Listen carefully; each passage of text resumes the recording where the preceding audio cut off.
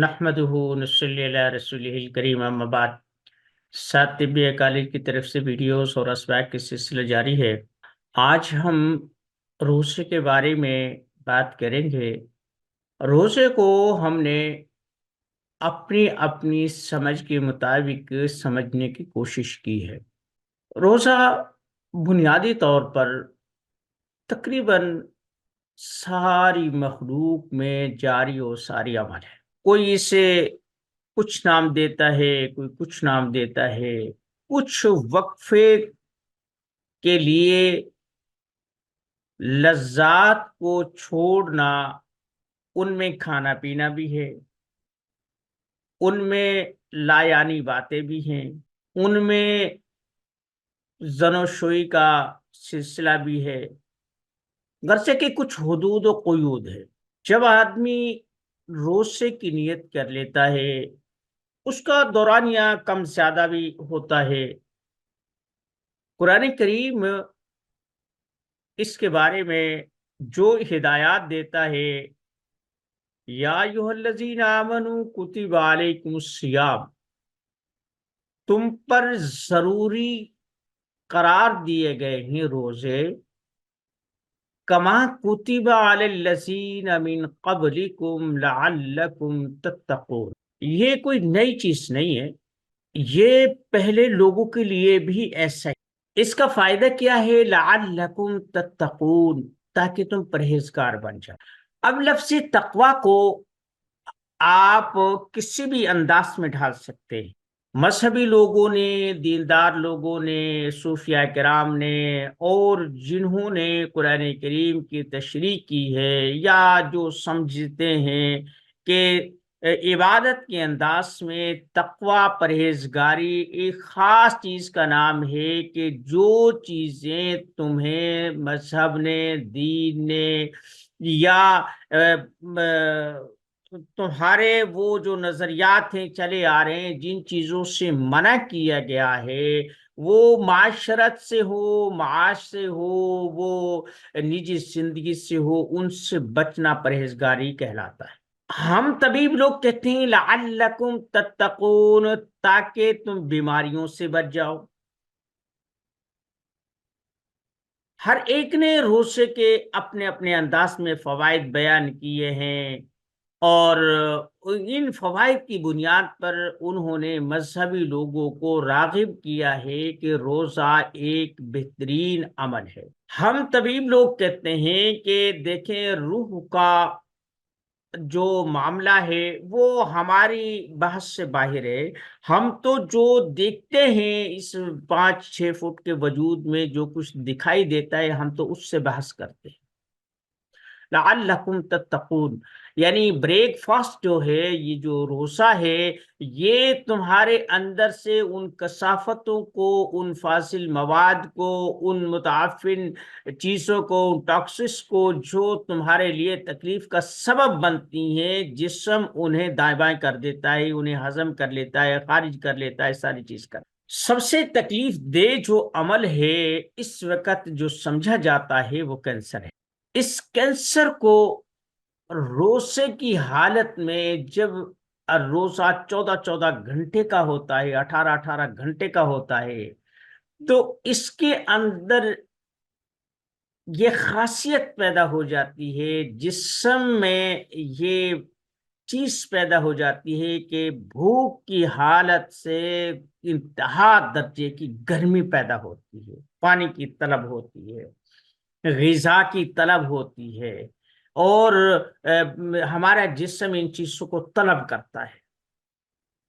جب ہمیں نہیں ملتی، تو پھر جو ذخیرہ شدہ چیز ہوتی ہے، کسی بھی صورت میں ہو، وہ چربی کی صورت میں ہے، ماंس کی صورت میں ہے، پانی کی صورت میں ہے، وہ موٹاپا ہے، وہ پتلا پن ہے، جو بھی کچھ ہے، پھر اس جسم نے ہر وقت کام کرنا ہے۔ دل ہے، اس نے ہر وقت دھڑکنا ہے، دماغ ہے، اس نے اپنا کام کرنا ہے، جگر ہے، اس نے اپنا معاملہ کرنا ہے، حرکت ہے، یعنی جو بھی کچھ ہمارا عام روٹین میں جسمانی نظام کام کر رہا ہے، وہ روزے میں بھی کرتا ہے۔ ہر وقت ہر آن جیسے سانس کی ضرورت ہے، آکسیجن کی ضرورت ہے، اسی طریقے سے غذا کی بھی ضرورت ہے، ایندھن کی ضرورت ہوتی ہے، کسی بھی انجن کو چلنے کے لیے فیول کی ضرورت ہوتی ہے۔ جب کچھ نہیں ملتا تو پھر اس سے ذخیرہ شدہ چیزوں کو یہ کھانا شروع کر دیتا ہے۔ جب یہ ان چیزوں کو کھاتا ہے تو ایک وقت ایسا آتا ہے جہاں کینسر ہوتا ہے ان ذرات کو بھی، اس گرمی کی بنیاد پر، اس قوت مدافعت کی بنیاد پر یہ کھانا شروع کر۔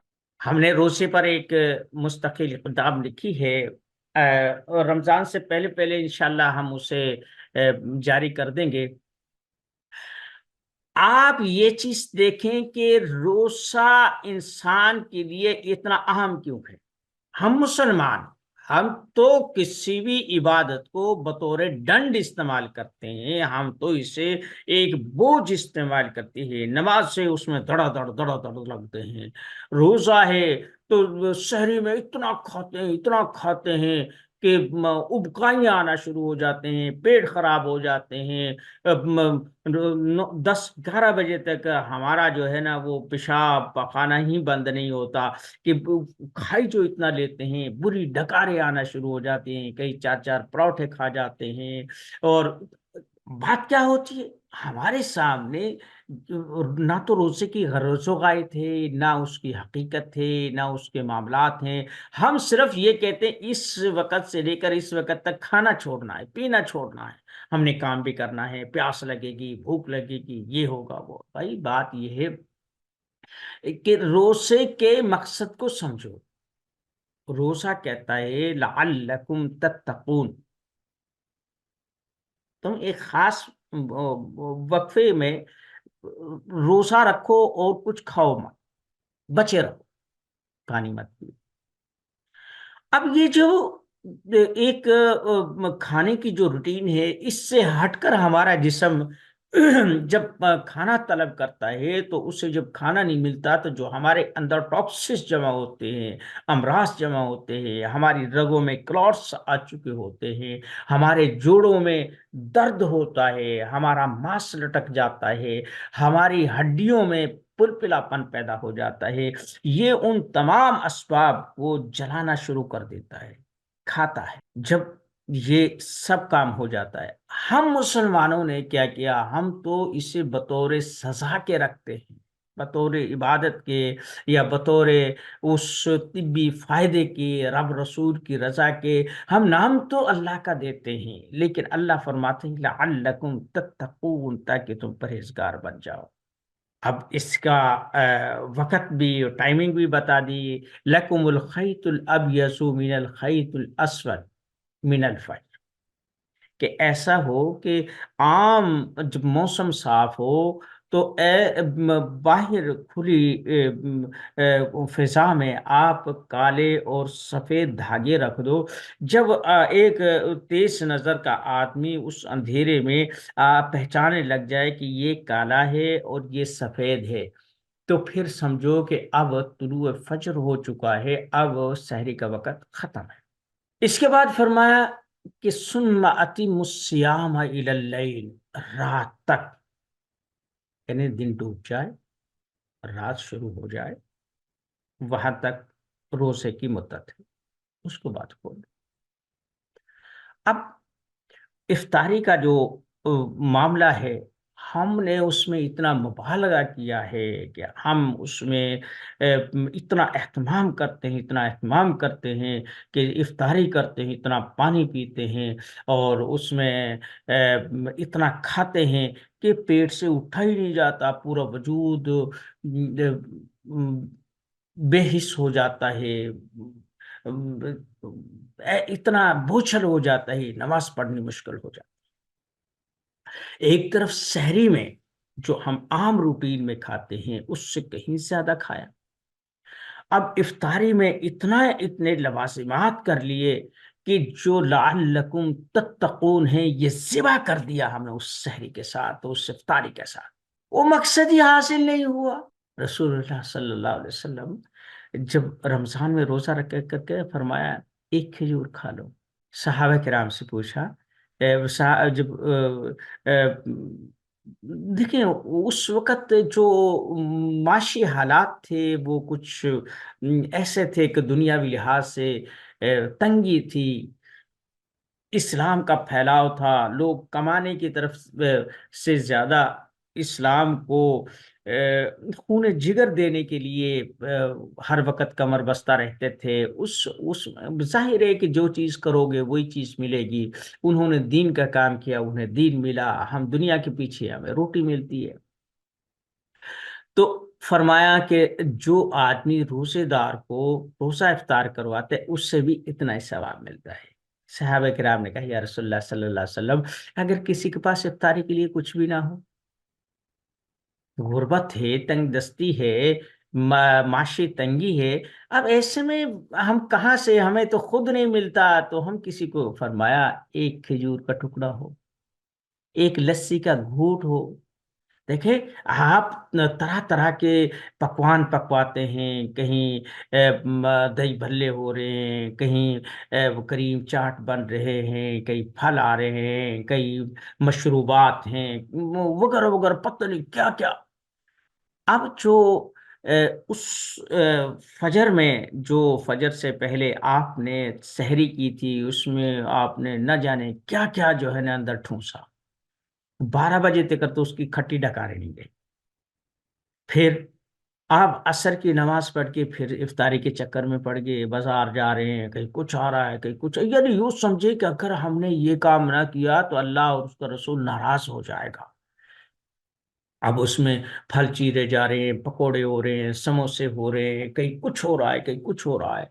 अब इफ्तारी में अब खा रहे हैं, इतना ठूंसते हैं, इतना ठूंसते हैं, छटाक छटाक पाया पाया खजूरें खा जाते हैं, जग जग पानी पी जाते हैं, और दो दो प्याले दही भल्ले के, फ्रूट चाट के, इनके खा जाते हैं, और फिर खाना फिर भी बाकी होता है।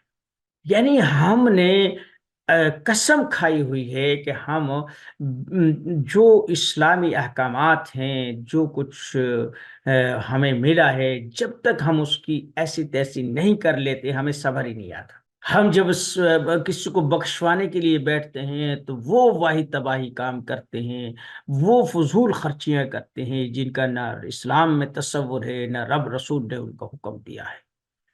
हम जब कोई काम करते हैं, हज के लिए जाते हैं, तो वह 4 गांव की दावत करते हैं, 50-50 देगे जी, उम्रे के लिए जा रहे हैं। ठीक है।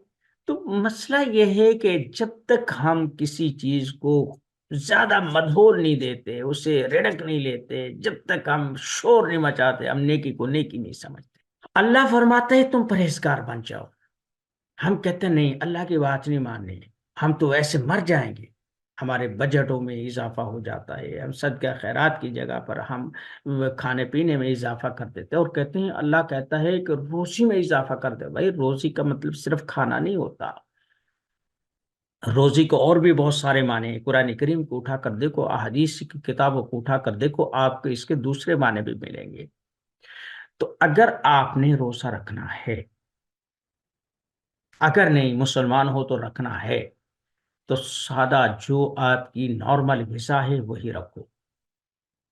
हाँ, कुछ मजदूर तबका है जो जिस्मानी तौर पर ज्यादा मुशक्कत करता है, वो कोई ऐसी चीजों का इजाफा कर ले, दही का इजाफा कर ले, किसी चीज का कर ले, चलो कुछ अच्छे से कोई अगर घर में सालन नहीं है, कोई ऐसी चीज नहीं है, खाना नहीं खाया जाता, तो आप ये चीजें कर सकते हैं, मुमानियत नहीं है।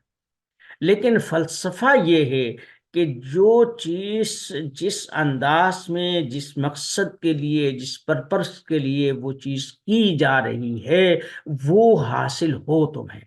जब वो होता है, अब देखें, हम अपने कॉलमों में और अपने आर्टिकल्स में ये बात लिखते हैं कि रोज़ा सिर्फ मांस कोई कम नहीं करता, मोटापे कोई कम नहीं करता, हाजमे को ठीक नहीं करता, ये आपकी दिमागी सलाहियतों को, जिगर की कारकर्दगी को, दिल के मामले को, और जिस्म में जोड़ों के, आपकी सोच को, आपके अंदरूनी जज्बात की तत्हीर भी करता है। तो तथहीर तो तभी करेगा ना जब आप से तलब